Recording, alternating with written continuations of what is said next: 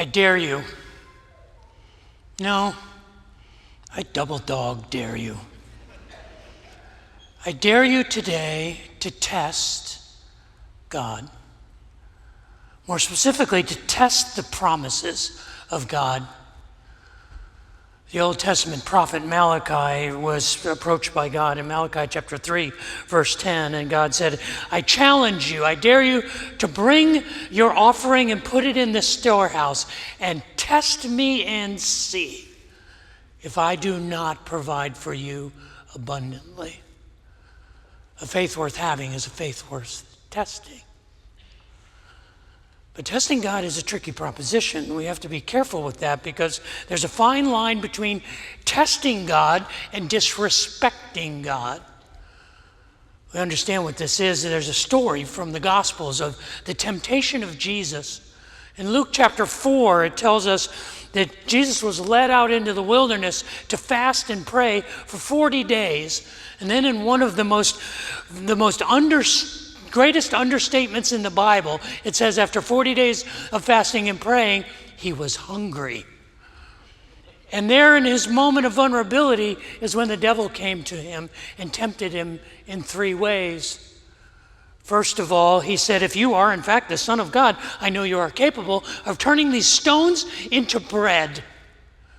Jesus said, no, we don't live. Man does not live by bread alone, but by every word that comes from the mouth of God. And then the devil tempted him a second way by in an instant showing him all the kingdoms of the world. And he said, these have been given to me to give to you if you will worship me.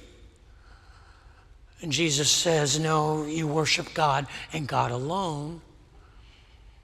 And then the third temptation, he takes him to the pinnacle of the temple, hundreds of feet above the valley of Gehenna. And he quotes the 81st Psalm. And he says, the promise of the Psalm says that if you throw yourself down, his angels will surround you and you will not even strike your foot on a stone. And Jesus responds by quoting the Torah, Deuteronomy chapter 6. And he says, you shall not test the Lord your God. We spent the last month talking about the Beatitudes. And the Beatitudes are a structure that I like to think of as a countercultural checklist.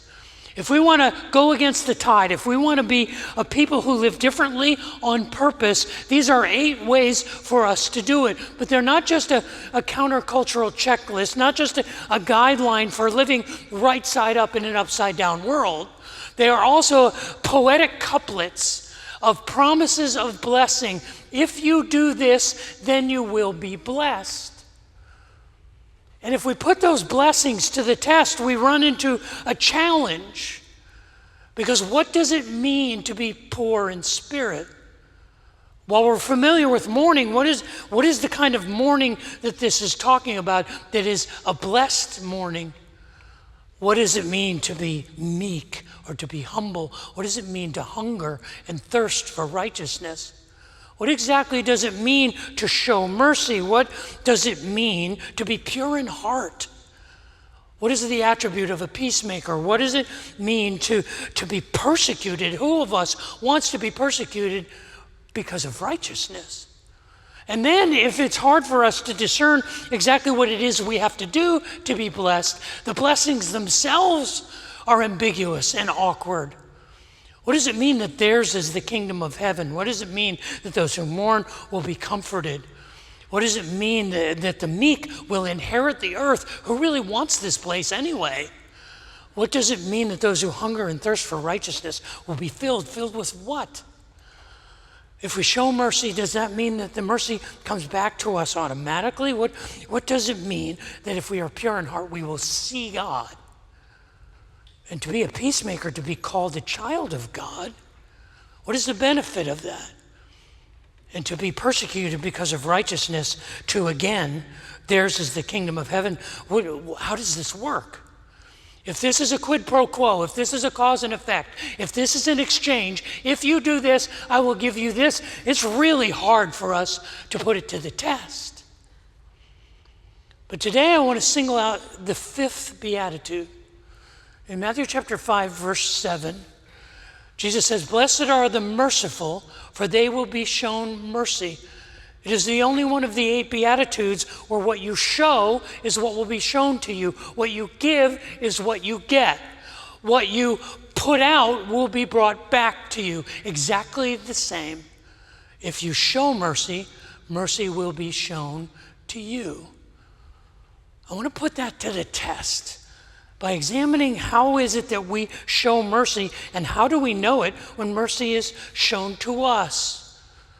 I want to look at the Sermon on the Mount in Matthew 5, 6, and 7 and try and define what mercy is about and put it to the test. And I dare you to join me. But before we do that, I'd like to pray. Would you pray with me for a moment? Father in heaven, I would ask that the words of my mouth and the meditations of my heart would be pleasing in your sight, and that you would use your word spoken by your servant, anointed by your Spirit, to challenge us to be a people who live right side up in an upside down world, to be a people of mercy who know how to show it and know it when we see it. Pray that for myself and for my family and for each of us here. For I ask that in Jesus' name. Amen. It's called karma. Karma is a philosophical worldview that is dominant throughout much of Asia. It is a key component of Buddhism, of Confucianism, of Taoism, of many of the Eastern philosophies and religion. And karma, if you were to imagine what it looked like, you could say karma is getting what you deserve. Karma is what goes around, comes around. Karma is this metaphysical idea that if you put positive things out into the world, positive things will come back to you. But if you put negative attitudes or negative actions into the world, negative actions and attitudes will come back on you as well. And we kind of know what karma is when we see it. In fact, if you go online and you search instant karma, you will see things like this.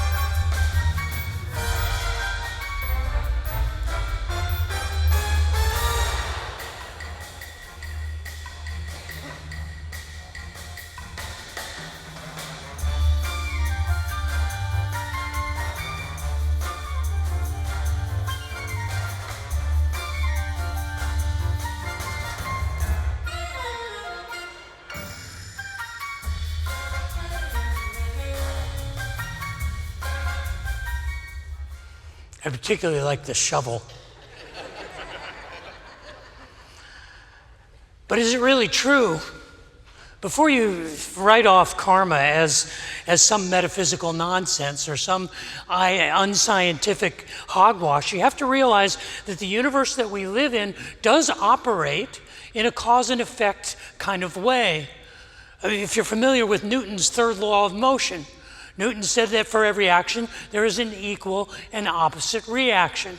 In fact, at the base, at the core of Einsteinian physics, at the core of the theory of relativity is the formula E equals mc squared. And basically what that represents is that energy in the universe is a constant. Einstein's theory says that it can neither be destroyed or created, so that if you change energy or move energy in any other way, something will automatically replace it, that the universe is a constant. It is a quid pro quo, a cause and effect world. But is it true? Is it really true? In the Beatitudes, it would appear to us that Jesus is saying, if you do these things, you will be blessed. But I want to suggest that what Jesus is saying is not a description of karma. He is breaking karma's chain. He is saying, if you want to live differently and live beyond the rules of karma, follow these rules. And the challenge is the fifth beatitude. Matthew chapter 5, verse 7, blessed are the meek, for they will be shown meekness. Or not meek, blessed are the merciful, for they will be shown mercy.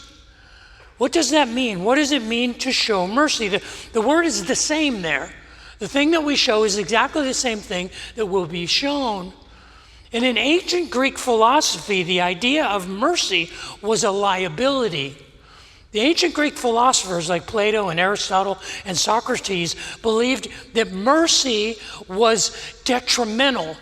You see, in the Greek language, they had two words for an emotional response to someone in need. One was the word pathos, from which we get the words like sympathy and empathy. But the word for mercy was not just a word that said you feel the needs of someone around you. It implied an action. Mercy implies a response. Mercy was not just feeling the needs of someone else, it was responding to it and doing it. And the ancient Greek philosophers believed that mercy was in opposition to justice, because true justice did not respond in an unfair fashion by saying, oh, this person was in need, that's why they robbed the store. Or this person was in need, and that's why they killed this other person. That was not justice. Justice and mercy were at odds with each other. In fact, the Stoic philosophers actually believed that mercy was a sin, because it meant that a person was victimized by the needs of others, being manipulated by responding in kind to the needs around them. But the Hebrew culture saw mercy very differently. The Jewish people equated mercy with the idea of chesed. We know this because when the Hebrew Bible was translated into Greek by the rabbis of the 3rd century, they often substituted the word chesed for the Greek word elios, which is the word for mercy. And what they equated was this undeserved kindness, this unmerited favor, the idea of grace with the idea of chesed, unconditional love, unconditional, unmerited favor. And so when Jesus is using the word mercy, he's using it in the activist sense of the Hebrew culture. He says, if you see a need and you meet it, when you have a need, it will be met. But is that true?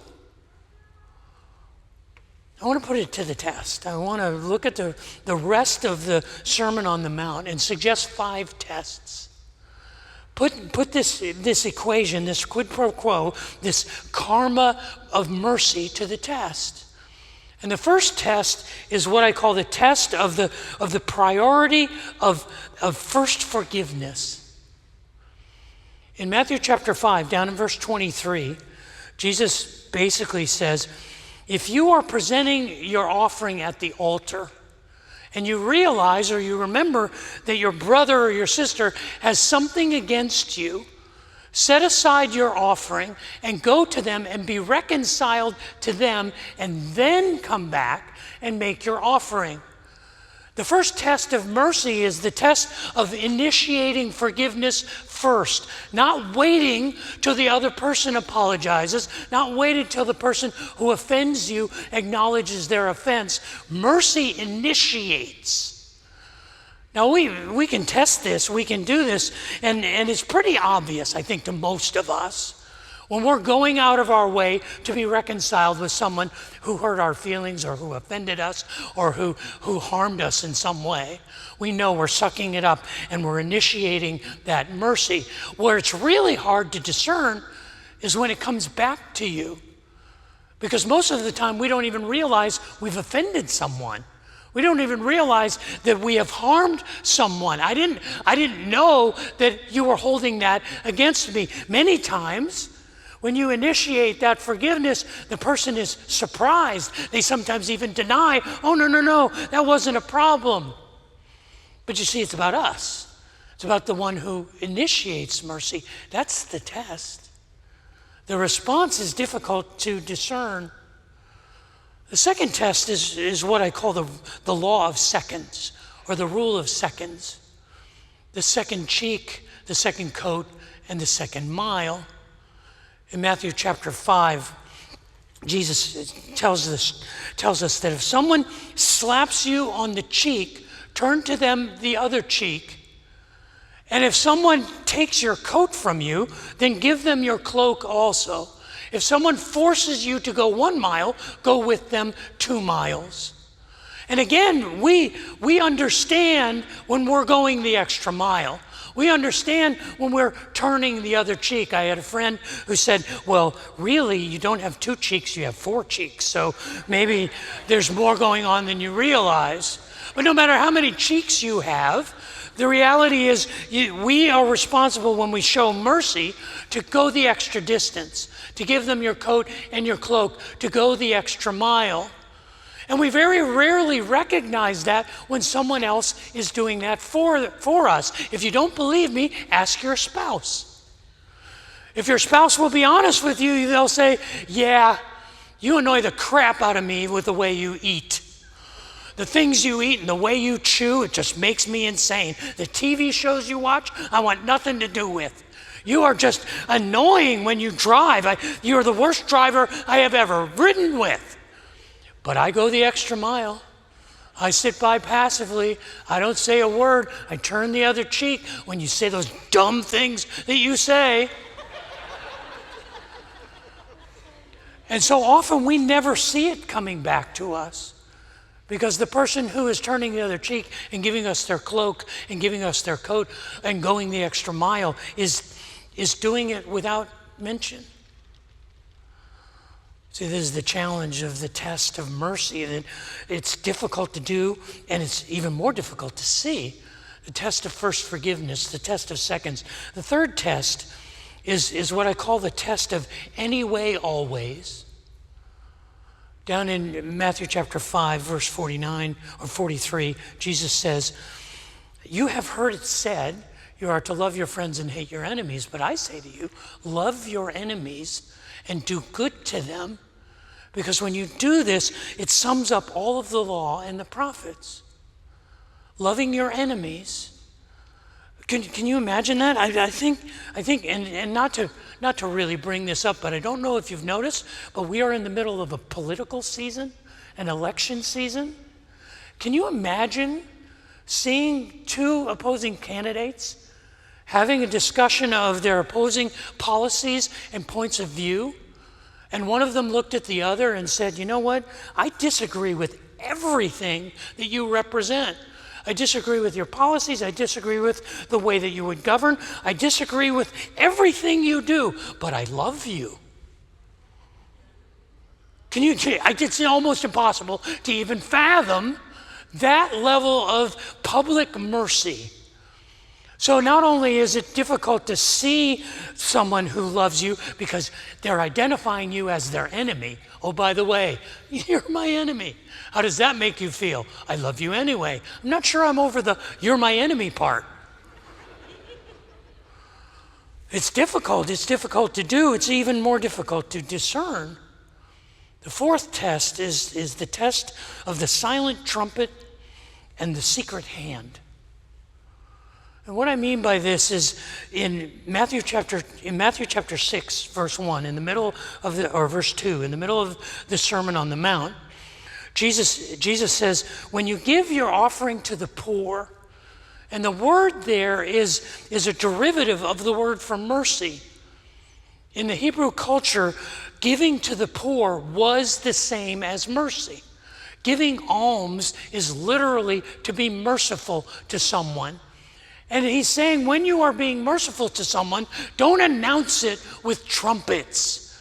Don't broadcast it by handing out flyers telling people how generous you are. Don't parade it in front of people. Don't have a celebration of your generosity. But rather, don't even let your left hand know what your right hand is doing. You should give generously in secret, and your Father who rewards you will reward you in secret. This is tough because we want to celebrate generosity. We want to celebrate it in others. We want to celebrate it in ourselves. But the key to mercy is I don't even need you to know. I like telling stories about how poor Diane and I were when we were first married because they're true. I was a young seminary student, she was in graduate school, and then I became a pastor of a tiny little church in Richardson, Texas, and we were living hand to mouth for the entire time of our early married life. We had 3 children, and I remember I wanted to buy a stereo. I so wanted to buy a stereo because there was this new thing called CDs. Do you remember those? Just compact disc, and I didn't have a CD player. All I had was a tape deck. And I said, I want to get some of those CDs, and I want to go buy, and I found this Panasonic stereo. And I put it on the credit card, and I bought it. And I knew I shouldn't have done it. I blew our budget, and I brought it home. And before I even cut the tape on the box, I said, this is a mistake. But it wasn't a mistake financially. It was a mistake because that day before, on Sunday, I was in the audio booth of our little church, and our volunteer sound tech was telling me that he wanted a new stereo. He was a missionary kid, and he and his wife were as struggling as we were. They had 4 kids, and he was having a hard time, and he was telling me about this Panasonic stereo. The Panasonic stereo I just bought. So you know what I did? I loaded it up in my car, I drove it over that night, and I put it on his front porch, drove away. The next Sunday, he comes into the sound booth, he's all excited. God gave me a stereo, oh, it's a miracle. God brought me this Panasonic stereo with a CD player. And I wanted to say, that's me, buddy. That was me. Thank me. Praise me. Not only did I not do that, I also didn't get a stereo in return. No one has ever put a stereo on my porch, ever. Now, I have a really nice stereo in our house now, 25 years later, but I never got a stereo in return. So how does this work? If I show that generosity and I keep it to myself, am I just watching, waiting? Oh, I gave $100 at church. There it is. Oh, look, I got a refund from somewhere, or I found a wallet, or the person left $100 on the table and I just took it. See, it's hard to do. It's equally hard to discern when it comes back. The 5th test is the test of the golden rule. It's in Matthew chapter 7, verse 12, near the end of the Sermon on the Mount. Jesus famously says, do unto others as you would have them do unto you.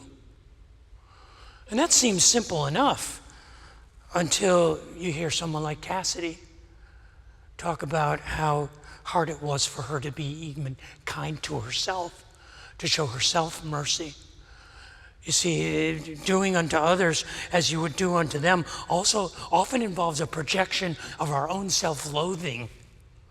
I can do to you what I do to me because I hate me, because I think I am a waste of space. So it's not hard for me to project onto you that same inadequacy. What's hard is to do unto others as you would want them to do unto you, as you would want to be treated. Do unto others as you would have them do unto you, not as you do unto yourself, to show you the mercy that you need, to show you the forgiveness and the kindness that you need. As we go through these 5 tests, as we examine the nature of mercy, as we examine the idea that of the test of first forgiveness and the test of seconds and the test of loving your enemies anyway and always, and the test of the silent trumpets in the secret hand, being generous without recognition, as we test the idea of doing unto others as you would have them do unto you, as we test the golden rule, there's two things that I observe. Number one is doing mercy is hard. Doing mercy is grown-up work. Doing mercy is adult stuff. Doing mercy is intentional and it is deliberate. It is a choice that I make. Regardless of how I feel or what the environment is, I will choose to be merciful, and that's a commitment, and that's strong, and that's courageous. And the second observation I make, the second conclusion I come to after testing mercy, is that I don't always see it come back to me. The return is inconclusive. I don't always see the effect from the cause. I don't always see the quo from the quid. I don't always see what I sent out coming back to me. And that's why this is different than karma. Karma is a beautiful idea. Karma in its simplicity is really philosophical determinism.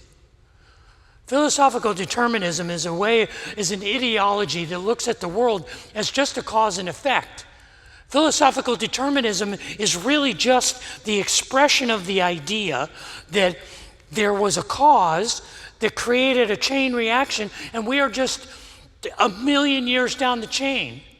It is the foundation of Darwinian evolution, of biological evolutionary theory, that everything caused something else.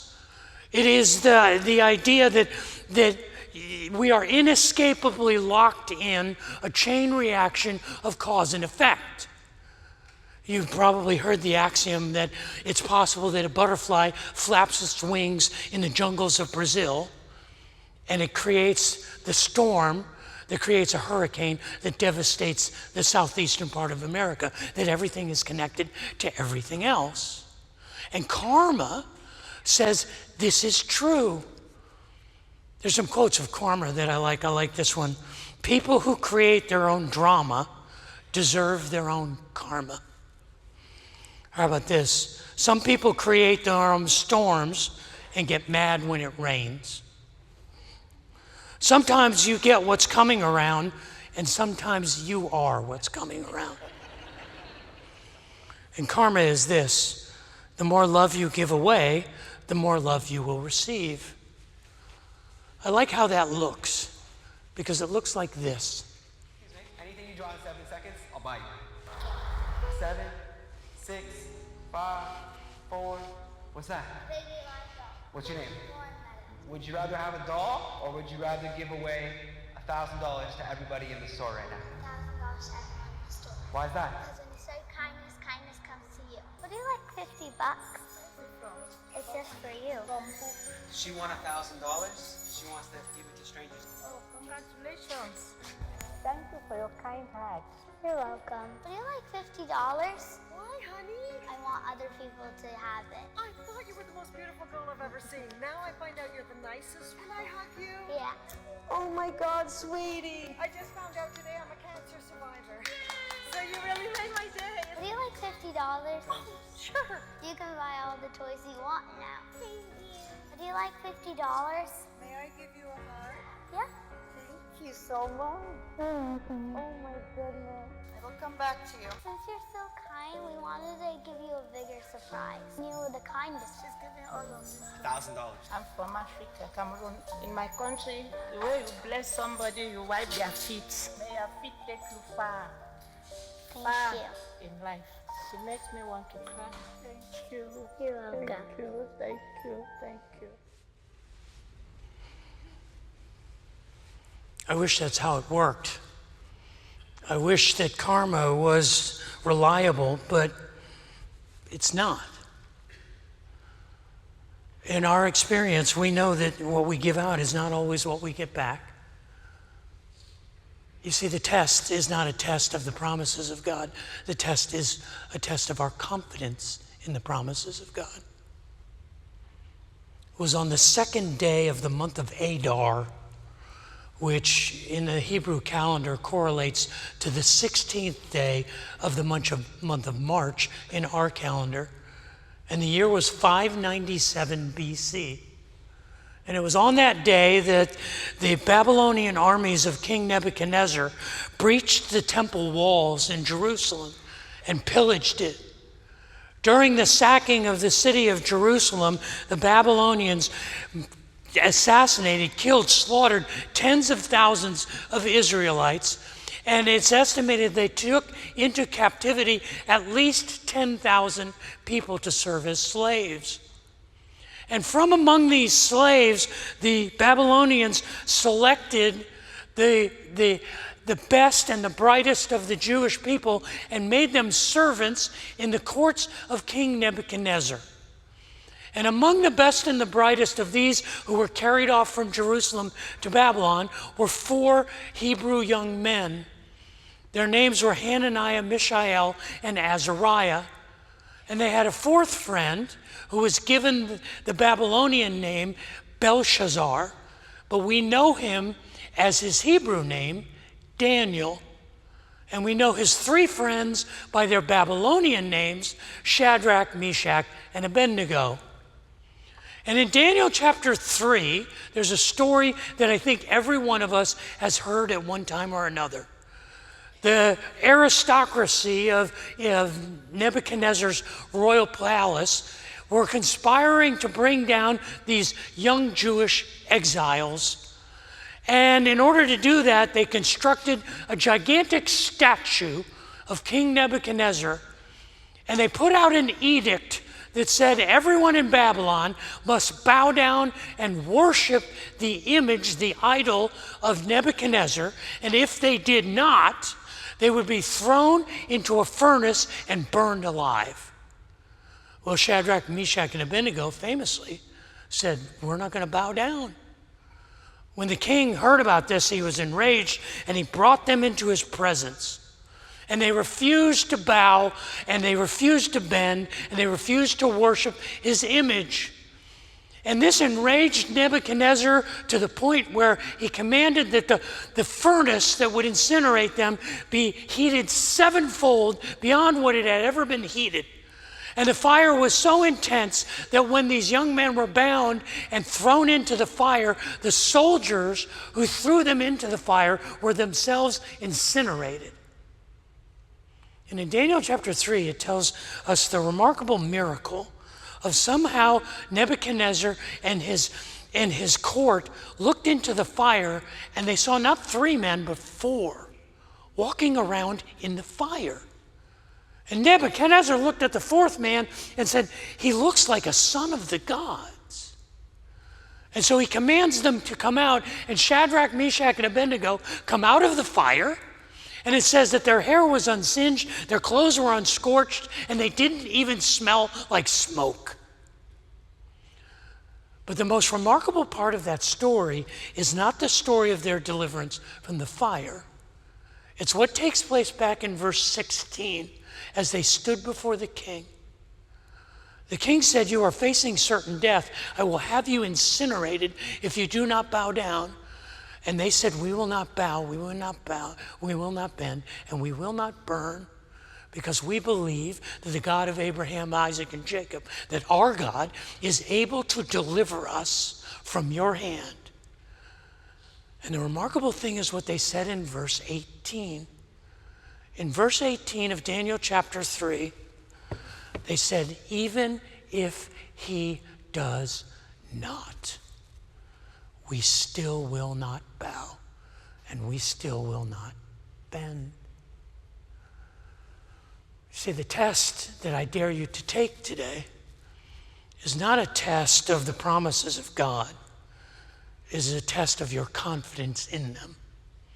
It is a test of your conviction and your courage. It is a test of whether or not you believe that God is a promise-keeping God or not. I dare you